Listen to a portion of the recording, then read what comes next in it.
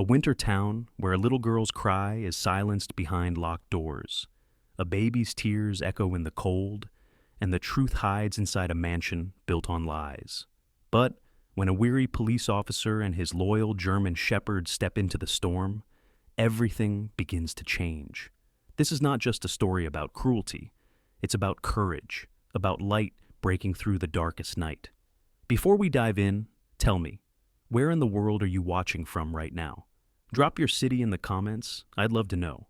And if you believe in stories of justice, loyalty, and second chances, make sure to hit that subscribe button so you never miss what comes next. Thank you for being here, and I hope wherever you are, your day is filled with warmth, peace, and a little bit of light. The winter air over Cedar Creek carried a sharp bite that night, the kind that made the lungs ache when a breath was drawn too deep. Snow had fallen throughout the afternoon, laying a brittle white crust across the roofs of homes, along the narrow two-lane streets, and over the bare branches of pines that ringed the town. By the time the sun disappeared behind the ridges, the wind had picked up, carrying small whirlwinds of powder down the avenues and rattling against the windows of the large Whitfield residence that stood at the edge of the northern district. Inside, the mansion was silent, its marble halls and glittering chandeliers standing as hollow monuments to a family that no longer knew joy. The owner of this house was once filled with laughter and warmth when Clara Whitfield's mother was alive, but since her passing 2 years ago, the walls seemed to echo only footsteps and scoldings. 8-year-old Clara Whitfield stood in the wide kitchen, her small frame almost swallowed by the cavernous space. She had a heart-shaped face with freckles scattered faintly across her pale cheeks, chestnut brown hair that hung in loose, uneven strands because no one bothered to braid it neatly anymore, and large gray eyes that always looked both older and sadder than her years. She was thin, almost too thin for her age, her collarbones visible beneath the oversized wool sweater she wore, an old one that had belonged to her late mother. Despite her fragility, there was a steel-like determination in the way she held herself, a habit formed from taking on far too many responsibilities too early. Clara had become both sister and substitute mother to her infant brother, Eli. 10-month-old Eli Whitfield sat in his small walker, his face flushed from the warmth of the kitchen fire. He had a mop of soft golden brown hair and round, watery blue eyes that seemed always on the verge of tears. He was small for his age, his limbs frail, and though he sometimes laughed in short bursts, he spent most of his time clinging to Clara, as if sensing that she was his only safe anchor in the house. His mother's death had left him with no memory of her, but Clara never let him forget that he was loved, rocking him through the nights when he cried for reasons too young to articulate. Their stepmother, Vanessa Whitfield, had arrived in their lives swiftly after their mother's funeral. Vanessa was in her early 30s, tall and striking, with sharp cheekbones, a cascade of styled auburn hair, and a figure she adorned in expensive dresses that hugged her waist. To outsiders, she projected refinement and poise, the sort of woman who drew attention when she entered a room. But beneath that polished veneer was a coldness that only Clara and Eli truly knew. She carried herself with the air of someone who felt cheated by life, though in truth she had been given more than most. She resented the children not because of anything they had done, but because their existence tethered her to the memory of a woman whose shadow she could never escape. Vanessa's voice could shift from honeyed charm in public to a whip-like lash in private, a reflection of the bitterness she carried like a scar from her own upbringing in poverty, where she had sworn never to be powerless again.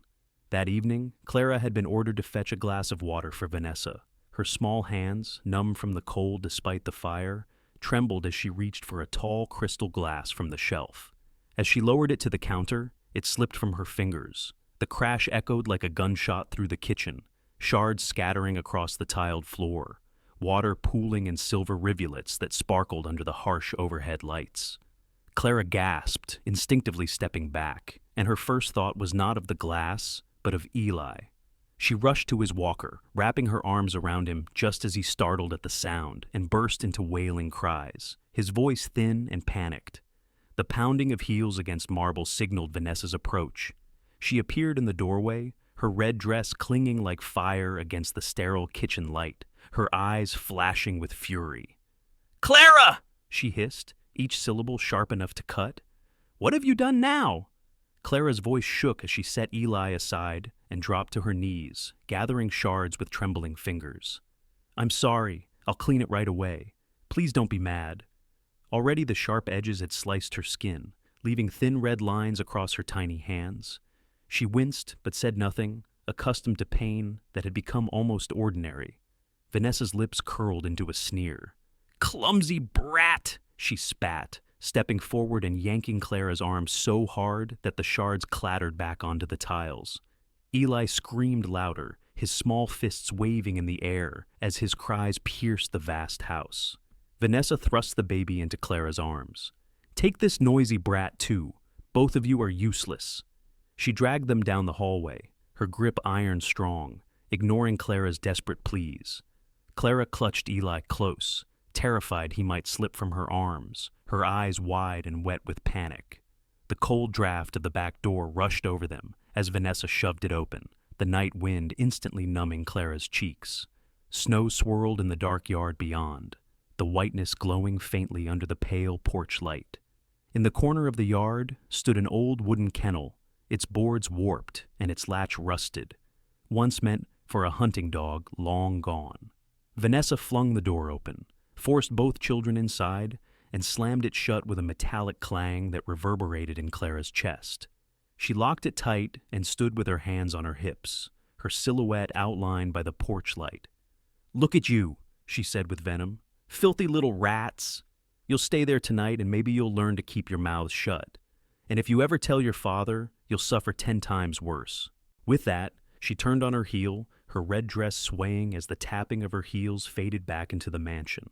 Inside the kennel, Clara sank to the splintered floor, her arms wrapped protectively around Eli as his cries echoed in the wooden box. She whispered, her voice breaking, "Don't be afraid, Eli. I'm here. I won't let anyone hurt you." Yet even as she said the words, her own tears fell onto his small hand, her body shaking as the snow tapped softly against the kennel roof. Across the fence, hidden by the darkness of the street, a German shepherd stirred. Rook, 4 years old, was a striking black and silver dog with broad shoulders, intelligent amber eyes, and a coat that shimmered when the moonlight touched it. His ears stood sharp and alert, and every movement of his body spoke of discipline and loyalty forged through years of training. Rook was the K-9 partner of Deputy Samuel Hayes, a seasoned officer of Cedar Creek. The dog had learned to read the world with uncanny perception, his nose catching scents no human could detect, his instincts guiding him unfailingly toward distress. Samuel Hayes himself was a man weathered by life's storms. At 40, he carried the sturdy frame of a man who had lived on discipline, broad-shouldered, tall, with graying hair cropped short and deep lines etched into his face from years of duty. His blue eyes were piercing, but softened when he looked at children or animals. Widowed 5 years earlier, when his wife succumbed to an illness, Hayes had thrown himself into work, patrolling Cedar Creek streets with a sense of quiet vigilance. To neighbors, he was respected but solitary. A man who spoke little, yet carried authority with each word. Behind that stoic demeanor lay a heart still bruised with grief and a yearning he seldom admitted. To find meaning beyond the badge. That night, as Hayes walked the sidewalk with Rook pacing at his side, he paused. Rook had halted abruptly, nose lifted to the wind, ears pricked. Then came a low growl, not of aggression, but of concern. Hayes followed the dog's gaze toward the Whitfield property. Through the curtain of swirling snow, he thought he heard something. Thin cries, muffled but real. He frowned, his hand instinctively resting on the flashlight at his belt. The wind could play tricks, but Rook was rarely wrong.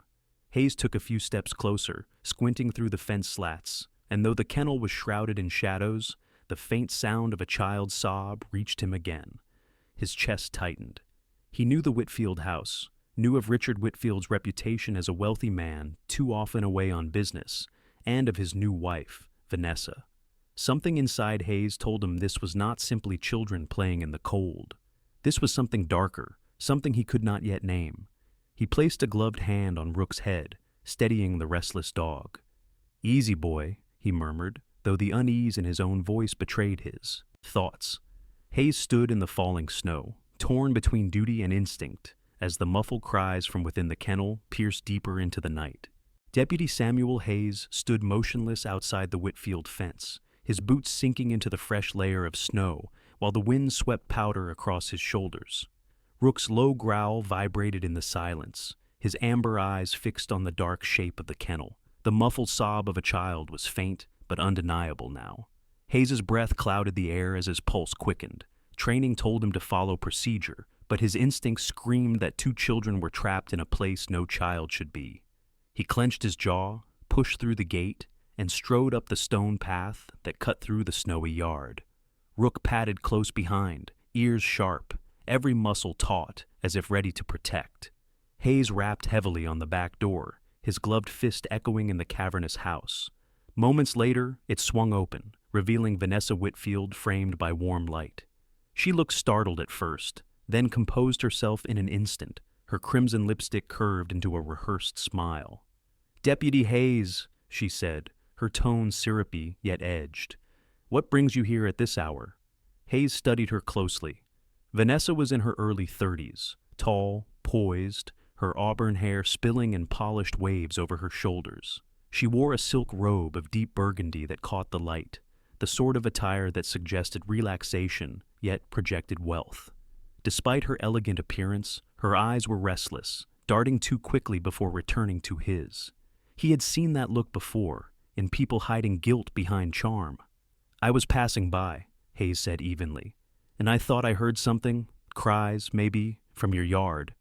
He tilted his head toward the kennel. "Is everything all right?" For the briefest moment, Vanessa's mask cracked, a flicker of irritation flashing in her eyes, but it vanished as swiftly as it appeared. She let out a soft laugh, touching her collarbone with his feigned surprise. "Oh, deputy, you must have heard the wind. This old house creaks and groans in winter. It plays tricks on the ears. I assure you, everything is perfectly fine. The children are asleep upstairs." Hayes didn't look convinced. He let his gaze linger over her shoulder, scanning the gleaming kitchen, where a few shards of glass still glinted faintly near the sink. Rook gave a short, sharp bark, startling Vanessa. She flinched, her hand tightening on the doorframe, then forced another smile. "Your dog is quite excitable," she said with a brittle laugh. Hayes's voice dropped lower. "Mind if I take a quick look around, Mrs. Whitfield?" Her jaw tightened almost imperceptibly. "I don't think that's necessary. My husband is away on business, and it would be most improper for you to intrude without cause." She stepped slightly into the doorway, her perfume heavy and cloying against the cold air. "Surely you don't suspect anything, deputy? You know me. I only want the best for those children." Behind her words, Hayes sensed the steel of defiance. Without hard evidence, he knew he could not force his way in. The law tied his hands, but his gut told him something was terribly wrong. He tipped his hat, his eyes never leaving hers. "If you say so. Still, if you hear anything strange tonight, don't hesitate to call." Vanessa's lips curved into another practiced smile, but her eyes betrayed a flicker of unease. "Of course, deputy. Good night." She closed the door firmly, the latch clicking like a lock sealing away secrets. Hayes stood in the snow, his hand tightening on Rook's leash. The German shepherd whined softly, nose still pointed toward the kennel. Hayes crouched, scratching behind Rook's ears, whispering, "I know, boy, I know." He straightened and walked back down the path, though his mind refused to settle. Inside the kennel, Clara huddled on the wooden floor, with Eli clutched tight against her chest. Her tears had slowed to a trembling rhythm, her whispered promises to her brother barely audible. Through a small crack in the wood, she had seen the shadow of a tall man standing in the snow, with a large dog beside him. For a heartbeat, hope had surged so fiercely it nearly overwhelmed her. She didn't know the deputy's name, but she knew uniforms and badges meant authority, and authority might mean rescue. She pressed her face into Eli's hair, murmuring, "Someone saw us, someone heard." Eli hiccuped softly, calming under her embrace, his tiny hand gripping her sweater. As Hayes walked back toward the street, his mind churned. He recalled his wife's face in her final days, the way she had gripped his hand and whispered, "Don't let the innocent suffer." Those words had become a vow buried beneath years of routine patrols and paperwork. Tonight, Hearing that muffled sob in the dark, the vow clawed its way back. He paused beneath a lamppost, the snow spinning around him like ash, and swore silently he would not ignore what he had seen. Meanwhile, inside the Whitfield home, Vanessa poured herself a glass of wine, her hands trembling slightly as she lifted it to her lips. The confrontation had rattled her more than she admitted. She glanced toward the window, half expecting to see the deputy's shadow still there. Anger coiled in her chest. She had worked too hard to secure her position in this house, too hard to play the role of the perfect wife to Richard Whitfield, to let 2 children and a meddling officer unravel it all. She sipped deeply, trying to steady her nerves. The elderly housekeeper, Martha Greer, shuffled quietly down the hallway, carrying a folded blanket. Martha was in her late 60s, her frame stooped, her face lined with decades of service in the Whitfield household. Her hair was silver, tied neatly in a bun, and her eyes carried the weariness of someone who had witnessed too much cruelty in silence. She had been the trusted servant of Clara's late mother, and her loyalty to the children had never wavered, though fear kept her voice muted. She paused by the kitchen, saw Vanessa with her wine, and lowered her gaze quickly. In her small room at the back of the house, Martha sat on the bed, clutching the blanket, her conscience heavy. She had heard the deputy's voice at the door, and for the first time in years, she wondered if she might finally find the courage to speak. Back in his farmhouse on the other side of Cedar Creek, Hayes hung his coat by the door and set Rook's bowl on the floor. The dog ate quietly, but his ears twitched restlessly. Hayes dropped into a chair, rubbing his temples. He thought of the bruises he had glimpsed on other children in his years as an officer, the haunted looks that told stories words never could. Clara's sobs replayed in his mind. He had no proof yet, but proof could be found. He leaned back, staring at the ceiling beams, and whispered to himself, "I'll find a way." Clara, in the kennel, closed her eyes against the cold and exhaustion. She dreamed not of freedom, but of the moment she had glimpsed the man in the snow with the big dog at his side. The image burned in her heart, fragile but bright. She whispered again into the night, "Please come back." The snow kept falling, blanketing Cedar Creek in silence, but beneath that silence the first stirrings of change had begun. The morning after the snowstorm, Cedar Creek woke beneath a pale sun that cast only the faintest warmth over the frozen town. Chimneys smoked across the valley, and the church bells rang a slow, measured tone that drifted across the rooftops.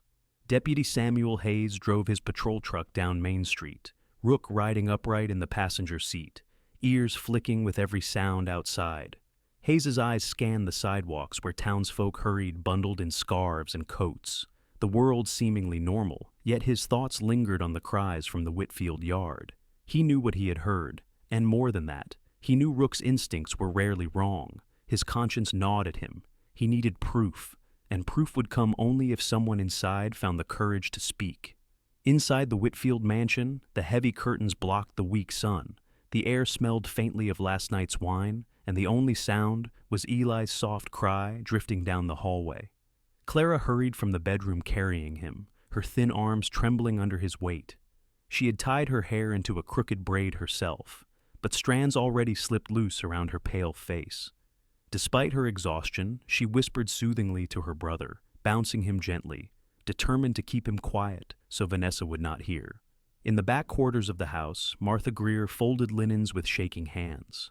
Martha was 68 years old, her shoulders bent slightly from years of labor. She had once been strong, proud of her role as caretaker in the Whitfield household under the late Mrs. Whitfield, who had treated her with respect and kindness. But since Vanessa had stepped in, Martha had retreated into silence, her loyalty chained by fear. Her eyes were watery blue, her hands rough and cracked, and though her body was frail, her heart beat fiercely for Clara and Eli. The guilt of silence had carved lines into her face deeper than age alone could manage.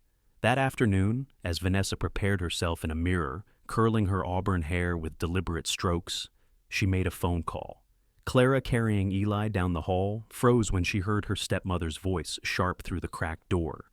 She stopped, her breath held, pressing her ear against the wood while cradling Eli close.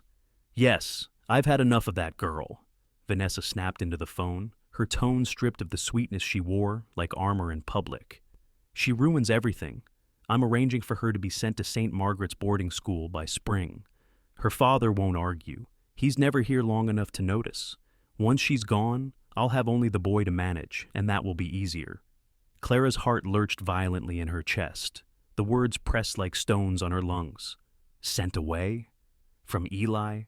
She tightened her grip on her baby brother, his soft head nestled against her collarbone.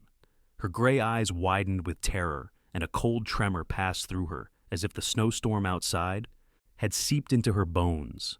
She barely caught the sound of Vanessa's laughter, bitter and self-satisfied, before footsteps approached.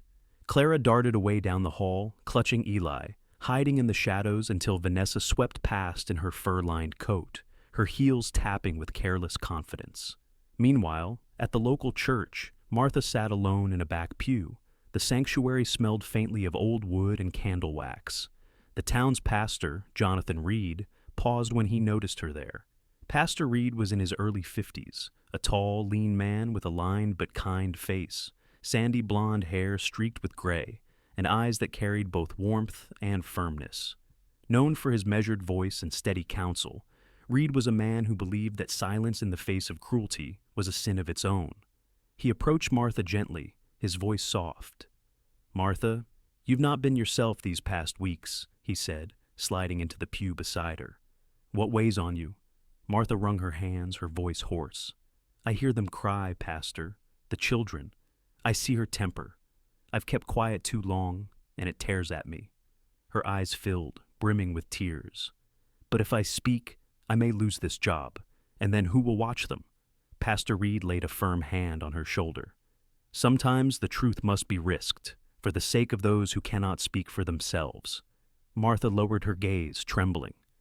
"There was a deputy at the door last night. Hayes, I think. Maybe he's the one who can help." Reed nodded, his eyes narrowing with thought. "Then you know what you must do."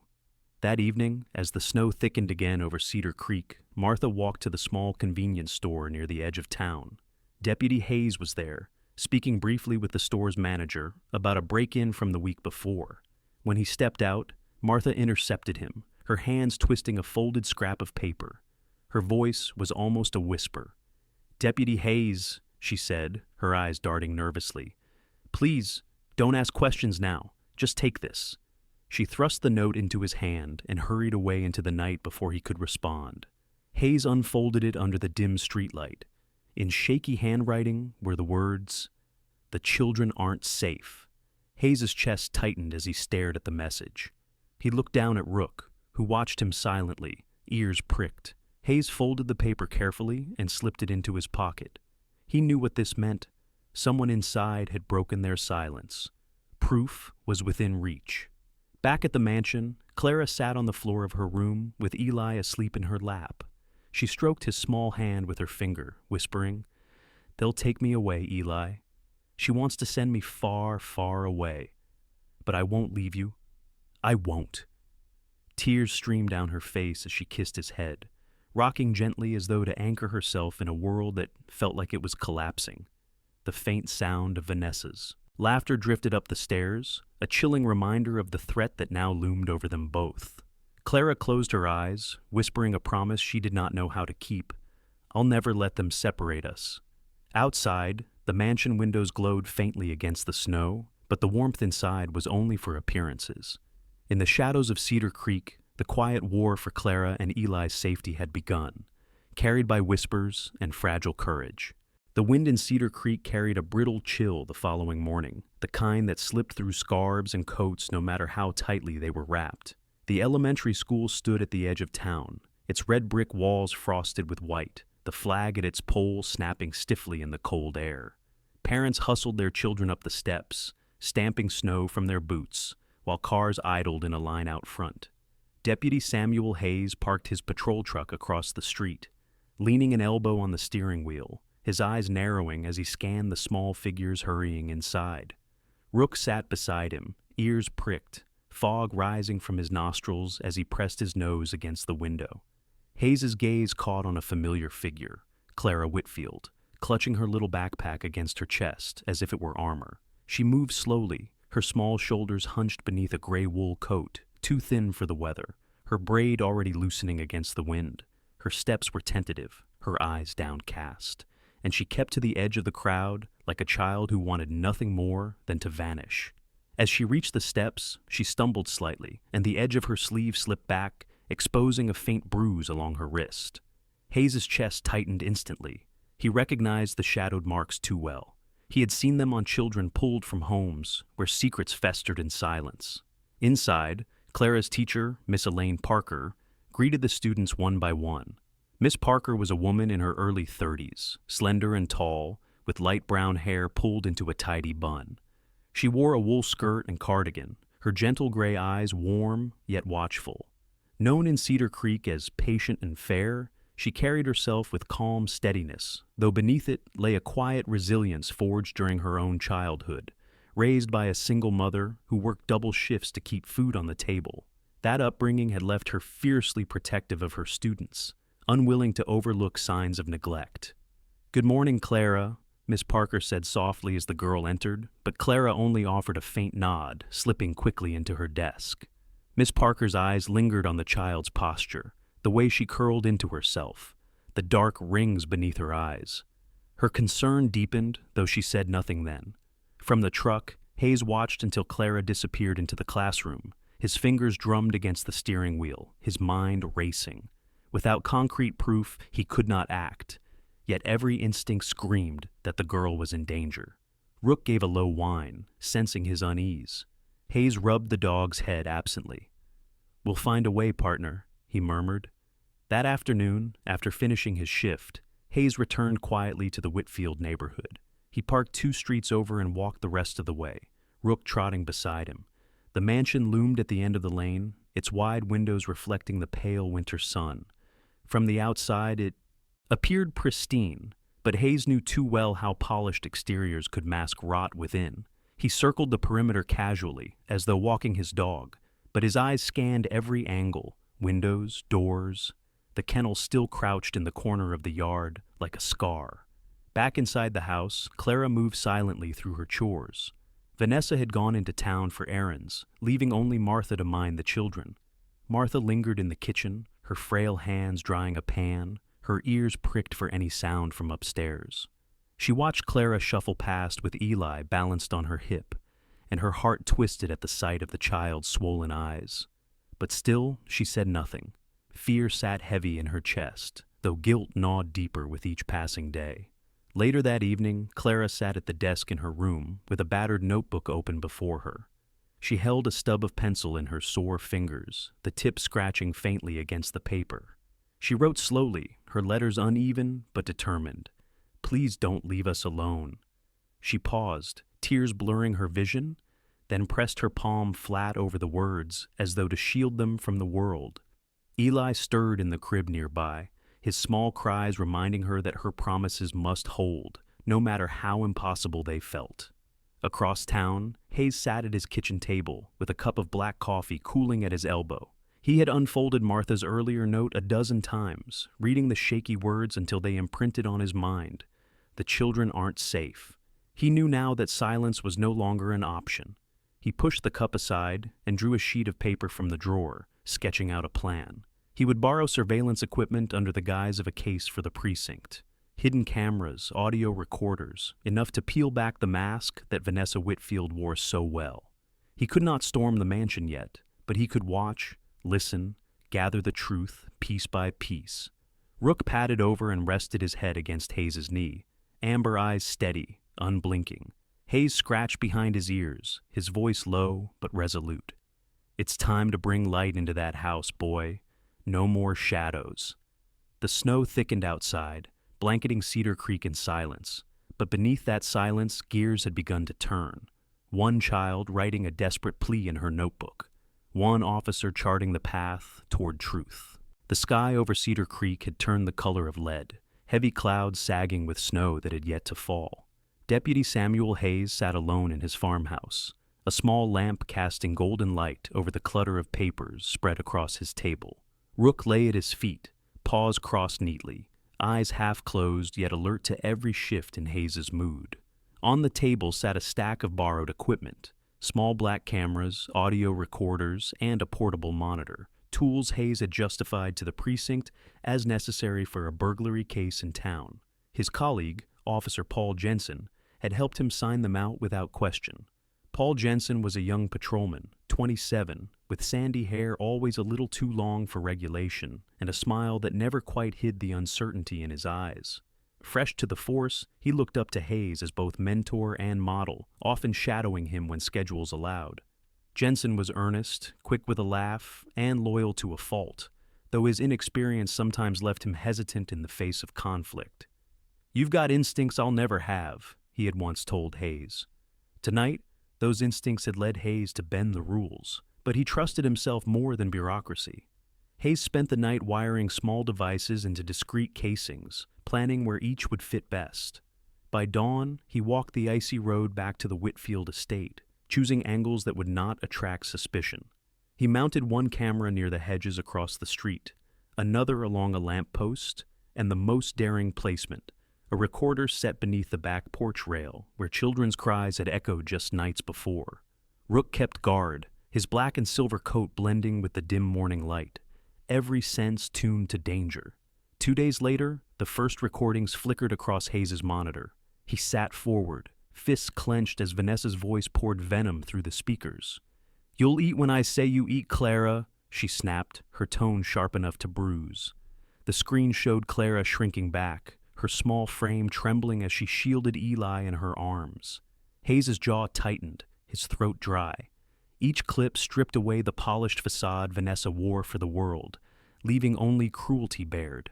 Night after night, Hayes returned from his shifts to review the footage. He watched as Vanessa berated the children for the smallest missteps, denying Clara supper, locking her outside in the biting cold, while Eli cried at the window. Each new recording cut deeper than the last.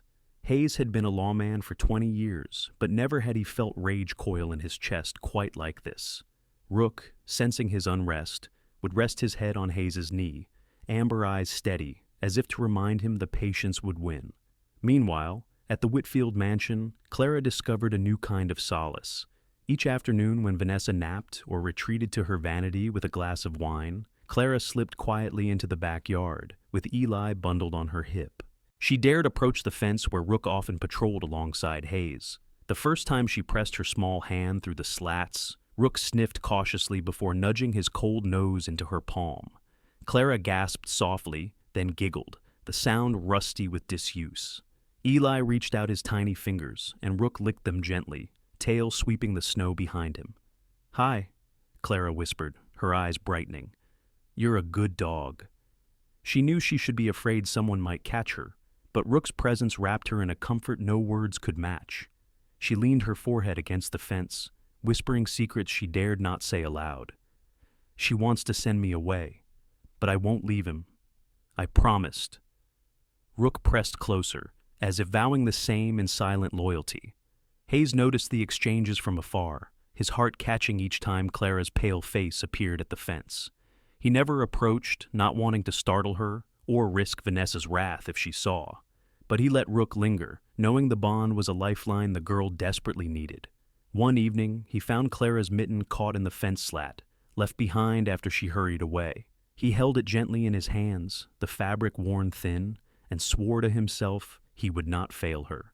Late one night, after reviewing another brutal recording, Hayes leaned back in his chair, exhaustion weighing heavy.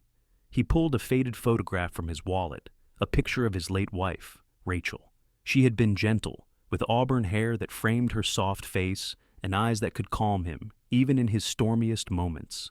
Her death 5 years ago had hollowed him, leaving only work and silence. He traced her smile with his thumb, hearing again the whisper she had left him on her final day.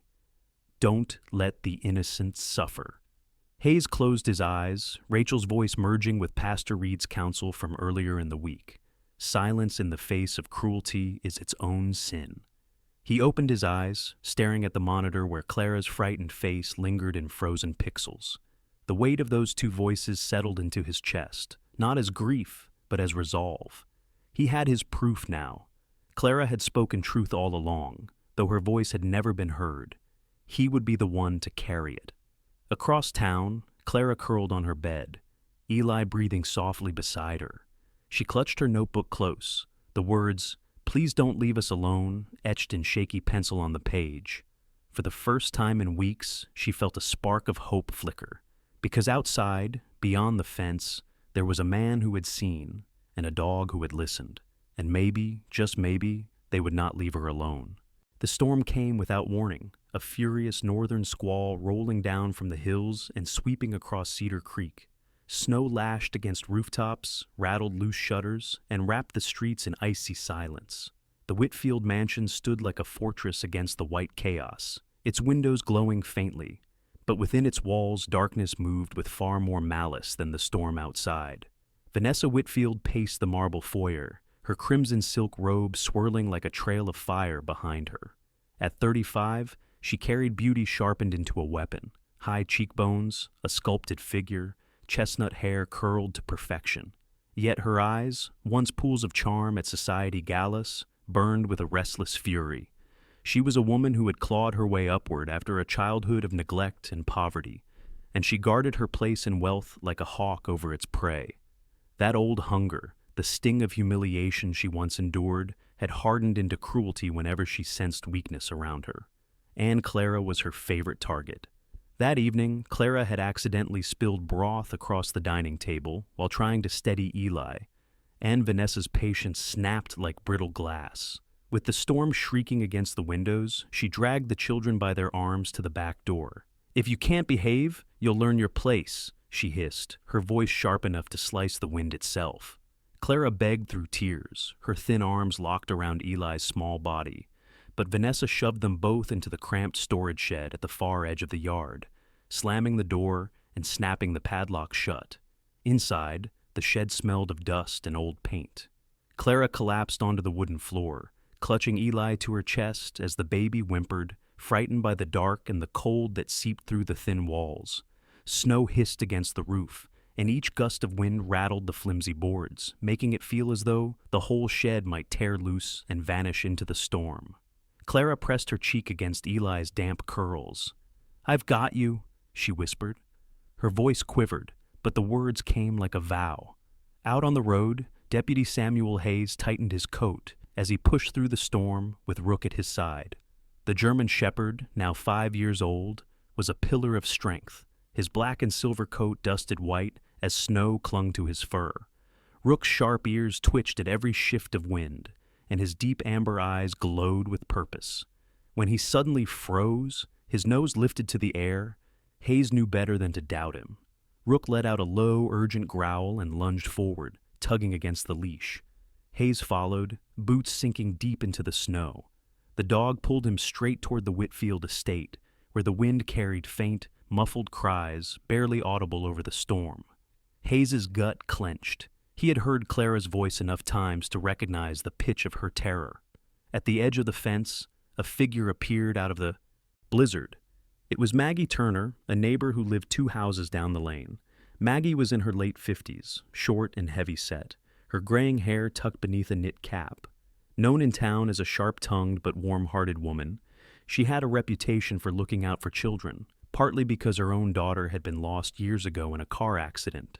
That grief had left her protective of any child she came across. "Hayes!" she called, her voice carrying through the snow.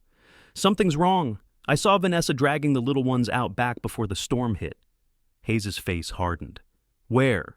Maggie pointed with a gloved hand. "The shed." Rook was already there, pawing frantically at the locked door, his bark booming through the yard.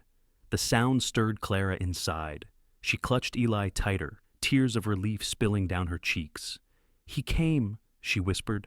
"The good dog came." Hayes knelt at the lock, his hands numb but steady. He pulled a set of tools from his belt, but the storm made every motion clumsy.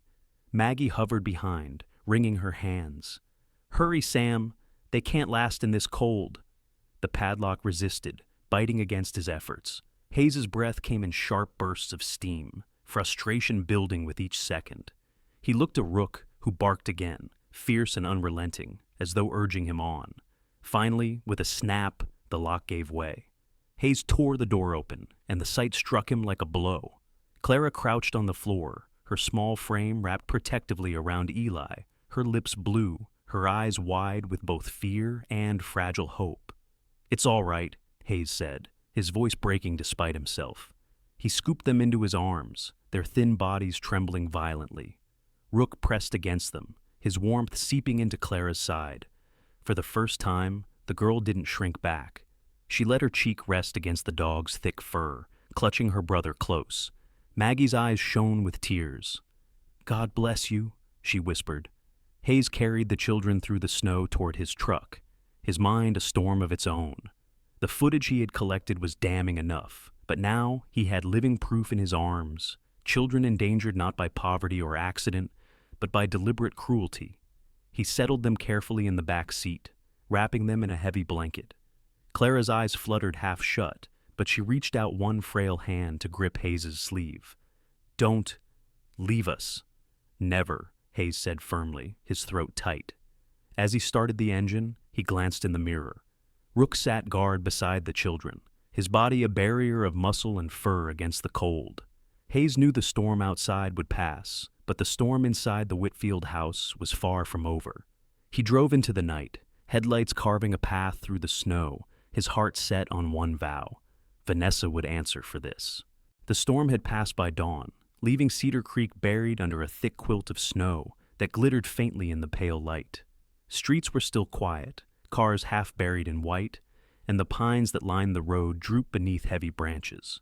Inside, Deputy Samuel Hayes's modest house on the edge of town, the warmth of a wood stove filled the air, fighting off the chill that clung to the children he had rescued hours before. Clara sat curled on the sofa with Eli pressed against her chest, wrapped in blankets that smelled faintly of cedar. Her eyes, swollen from tears, flicked often toward the door, as if fearing it might burst open at any moment. Hayes crouched nearby, his tall frame bent awkwardly as he poured warm milk into a chipped mug.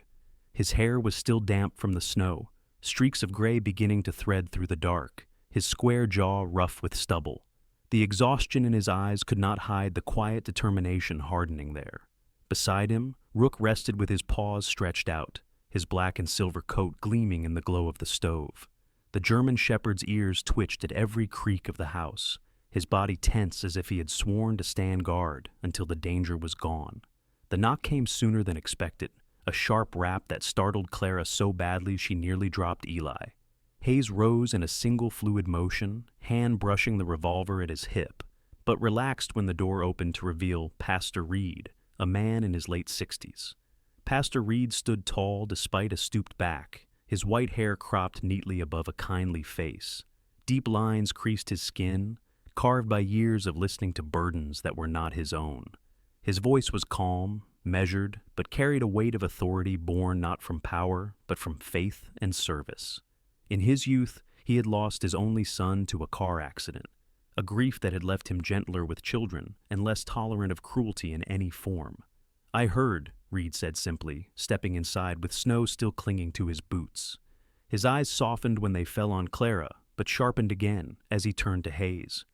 "You did right bringing them here, but Vanessa will not rest quietly." Hayes nodded.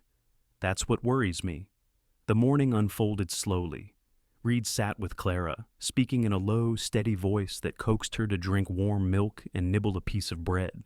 Though she spoke little, Clara's shoulders eased slightly under his gentle presence. Eli, soothed by warmth and food, drifted into light sleep. Rook crept closer to Clara, placing his massive head on her knee. At first she stiffened, but then her small hand rose hesitantly, brushing across the dog's fur. For the first time since Hayes had met her, Clara's lips quivered into the faintest smile. By midday, Hayes drove back into town, leaving the children under Reed's care. He needed to face the storm still brewing at the Whitfield estate. The mansion loomed silent against the snow, its grand facade pristine, hiding the venom that lived inside. Vanessa Whitfield was waiting in the parlor when Hayes entered, her silk gown exchanged for a fitted charcoal dress. Her chestnut hair was perfectly arranged, though her eyes betrayed a sleepless night. She rose slowly, her movements calculated. A woman who believed that control could still be hers if she wielded it like a blade. "Deputy Hayes," she said, her voice sugar dipped in venom, "how dare you remove children from my home?" "They're not safe with you," Hayes replied, his voice steady but carrying steel beneath.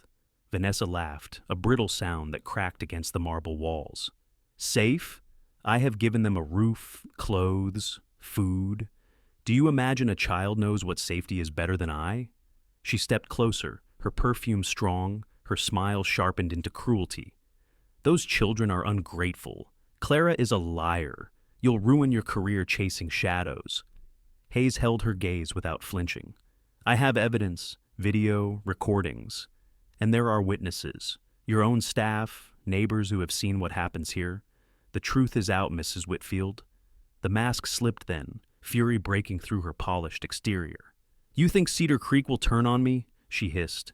Do you know how many favors this family has bought? How many men in suits dine at my table? Before Hayes could answer, footsteps echoed in the hallway.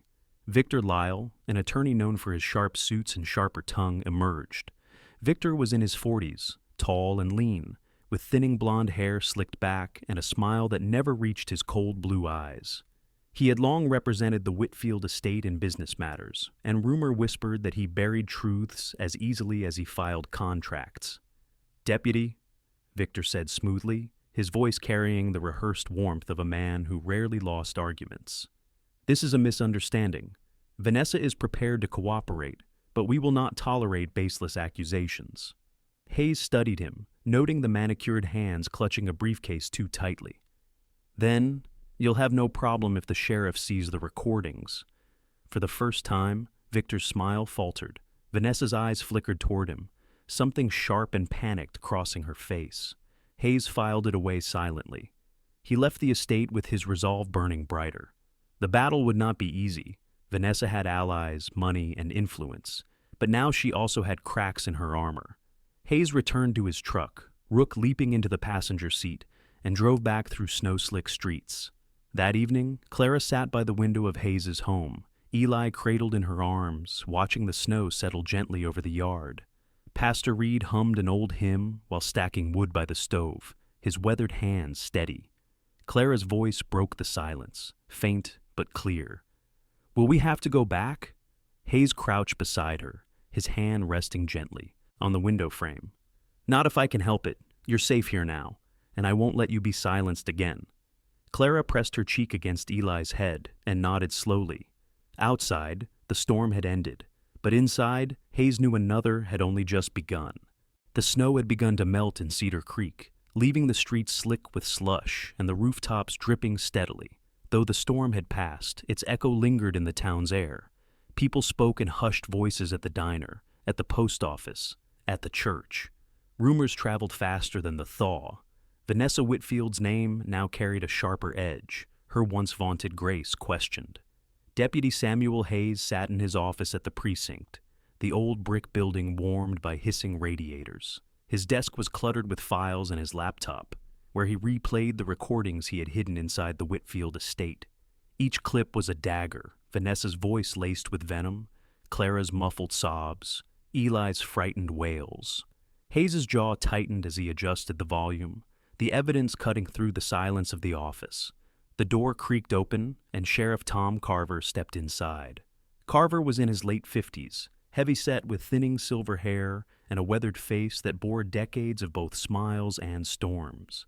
His deep-set eyes often carried a weariness that made him seem aloof, but those who knew him understood his caution came from years of political battles in Cedar Creek. He had risen from a farm boy to sheriff, but he had also learned that not every truth survived the town's tangled web of alliances. Sam, Carver said, folding his arms across his chest, "You're pushing a hornet's nest." Hayes leaned back, his expression grim. "These kids nearly froze to death in that shed. I'm not letting this slide." Carver sighed, settling heavily into the chair across from him. "I've seen the tapes. They're damning. But Vanessa has friends in high places, judges, bankers, councilmen. If you take this public without preparation, she'll turn it into a circus and bury you in lawsuits before the truth sees daylight." Before Hayes could respond, the door opened again. Martha stepped in, her frame fragile in a plain wool coat.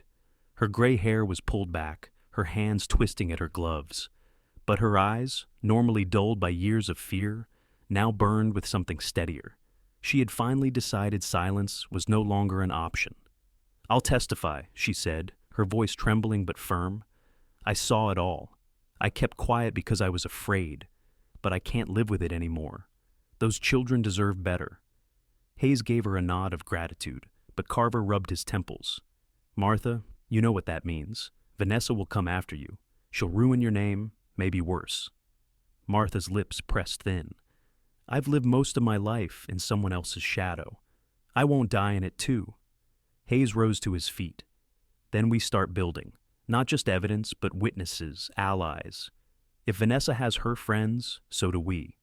The following Sunday, the church filled with townsfolk seeking warmth and routine. Pastor Reed stood at the pulpit, his voice deep and steady as he read from Scripture, but beneath his words flowed a current of quiet defiance. Clara sat with Eli on the front pew beside Hayes, Rook curled dutifully at their feet. The German shepherd's amber eyes flicked over the crowd, ears twitching at every shift and shuffle. As Reed closed his sermon, he spoke more plainly. "We are judged not only by how we treat our equals, but how we treat those who cannot defend themselves. In our midst, there are children who have known fear where there should have been comfort. And I tell you this, truth does not cower forever." The congregation stirred. Some whispered uneasily, others nodded with quiet conviction.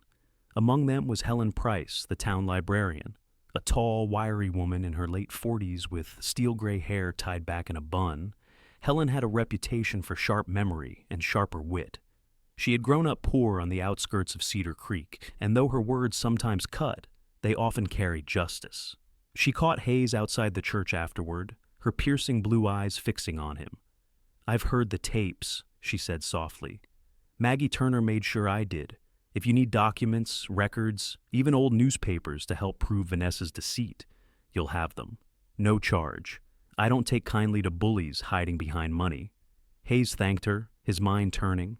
Allies were stepping forward, quietly but decisively. That evening, Hayes hosted a small gathering in his home. Pastor Reed, Maggie Turner, Helen Price, and Martha sat in his living room, while Clara dozed lightly with Eli in her lap. The stove crackled, Rook stretched across the rug, occasionally lifting his head as if to remind them all that vigilance never slept. Hayes laid the laptop open on the table and played a short clip. Vanessa's voice hissed through the speakers. "Shut your mouth, or I'll lock both of you in the doghouse for a week." Clara's sobs followed, thin and ragged. The room fell into heavy silence. Maggie wiped her eyes, her plump frame trembling with contained fury. Helen's lips pursed into a razor-thin line. Reed bowed his head as though in prayer, then lifted his gaze, firm as stone. "This must be heard by more than us. We cannot fight shadows with whispers." Hayes agreed. "I'll take this to the county board, with the sheriff's backing. Once it's in the open, Vanessa won't be able to bury it." From the corner, Clara stirred, her small voice barely above a whisper. "She'll be angry." Hayes knelt beside her, meeting her frightened hazel eyes. "She's already lost her power, Clara. She just doesn't know it yet." Later that night, Hayes sat alone after the others had gone, his hands resting on Rook's thick fur. The dog leaned into him, steady, silent. Hayes's gaze drifted to the children asleep on the sofa, their faces finally slack with peace. He knew the hardest fight was still ahead. Vanessa would not go down without a storm of her own making. But, for the first time, Hayes believed they had enough light to weather it. The courthouse in Cedar Creek was a stern old building, its sandstone columns darkened by years of weather, its steps worn smooth by generations of boots. On this brisk morning, the sky was clear, the snow piled in heaps along the sidewalks glittering under winter sun. People filled the square, shopkeepers, farmers, parents, even teenagers who had skipped school, drawn by the whispers of scandal that had swept through town. For years, the Whitfield name had commanded respect, envy, and fear. Today, that power teetered on the edge of collapse.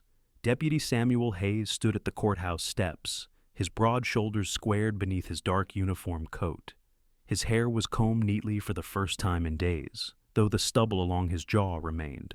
Beside him, Rook sat steady, his black and silver fur brushed clean, amber eyes glowing with quiet defiance. The German shepherd's presence commanded as much attention as Hayes himself. Townsfolk instinctively gave the dog space, but they also watched him with awe, as if he were a symbol of the truth that could not be silenced. Inside, the council chamber had been arranged for the hearing. Sheriff Tom Carver presided at the long oak table, with his heavy frame leaned back, his face set in grim lines. To his left sat the county judge, Harold Latham, a tall, angular man in his 60s with sharp features and an air of rigid fairness. Latham was known for his cool demeanor, his thin mouth rarely smiling, but his reputation for integrity ran deep. He had once lost a case defending a corrupt businessman, and the shame of it had made him despise deceit ever since. The townsfolk filled the pew-like benches, their voices hushed but eager. Pastor Reed was there, his calm eyes fixed on the front. Maggie Turner bustled in, her cheeks flushed, her bulky coat tugged tight, muttering to anyone who would listen that justice had been too long delayed. Helen Price, the librarian, sat with a notebook in her lap, ready to record every word. Martha, pale but resolute, clutched her hands in her lap, her back straighter than Hayes had ever seen it. Clara and Eli remained with the caretaker at Hayes's house, safe for now, though Clara's notebook lay in Hayes' coat pocket like a silent plea not to falter. The doors creaked open, and Vanessa Whitfield swept in. She wore a black tailored dress that clung elegantly to her figure, her hair styled in immaculate curls, her lips painted crimson. At her side was Victor Lyle, her attorney, carrying his leather briefcase like a shield. Vanessa's eyes glittered as she surveyed the room, her chin lifted high. Even cornered, she carried herself like a queen. The proceedings began. Sheriff Carver called Hayes forward. He stepped to the front, laying out the small laptop he had carried under his arm. "I present evidence collected within the Whitfield home," he said, his voice steady but resonant. The first clip played on the projector screen. Vanessa's voice, snarling threats, Clara's sobs trembling through the speakers, Eli's cries cutting deep into the silence. The room shifted uncomfortably. People exchanged glances, some gasped, others covered their mouths. Maggie Turner's eyes brimmed with tears. Victor Lyle rose swiftly, his sharp blue eyes flashing. "This is inadmissible. Secret recordings, Deputy Hayes. This is entrapment, a violation of privacy." Judge Latham's gavel cracked down. "Sit, Mr. Lyle. The welfare of children outweighs your client's privacy." The second clip played, Vanessa berating Clara, threatening the shed. The council chamber fell utterly silent. Hayes glanced toward Martha, who now stood trembling. With a deep breath, she stepped forward. "I was there," Martha said, her voice breaking at first but gathering strength. "I watched her drag the children outside. I saw Clara locked in that shed during the storm. I stayed silent too long, but no more." The room erupted with whispers. Vanessa shot to her feet, her polished composure cracking. "She's lying!" A bitter old servant grasping for attention. But before the words could settle, Pastor Reed stood. "I have seen the bruises myself, and I have seen the fear in Clara's eyes. This town has been blind too long." His voice boomed with quiet conviction, and the crowd fell still again.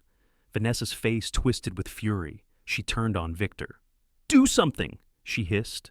But Victor, sweat gathering at his temples, avoided her gaze. The tide was shifting too strongly. Judge Latham leaned forward, his voice cold as steel. "Mrs. Whitfield, this community entrusted you with children. The evidence, the testimony, the recordings, they tell one story only: abuse, neglect, cruelty." Gasps rippled through the chamber. Vanessa tried to speak, but her words faltered under the weight of eyes pressing down on her.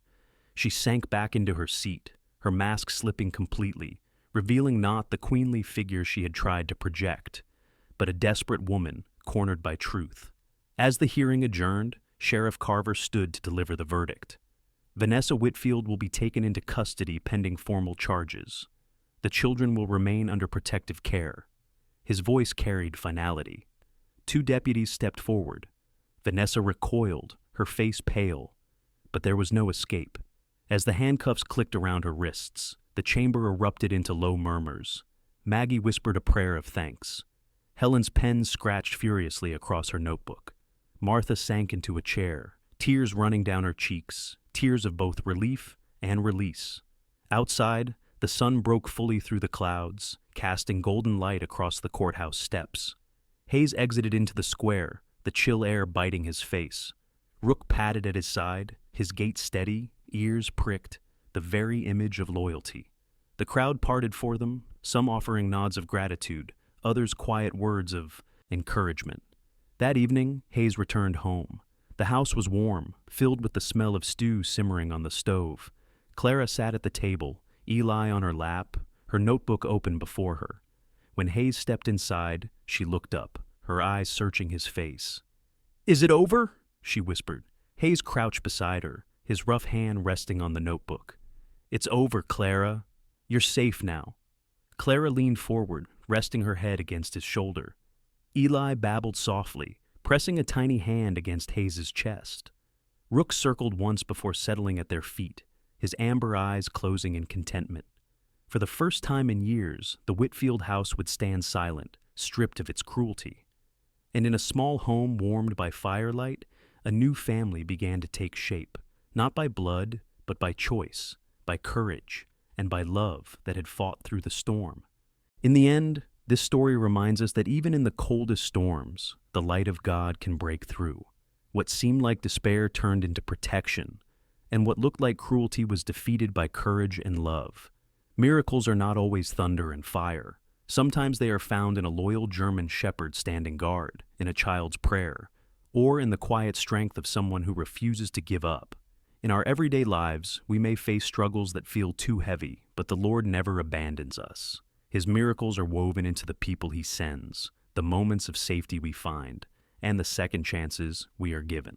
If this story touched your heart, please share it with someone who might need hope today. Leave a comment below and tell us what part moved you most.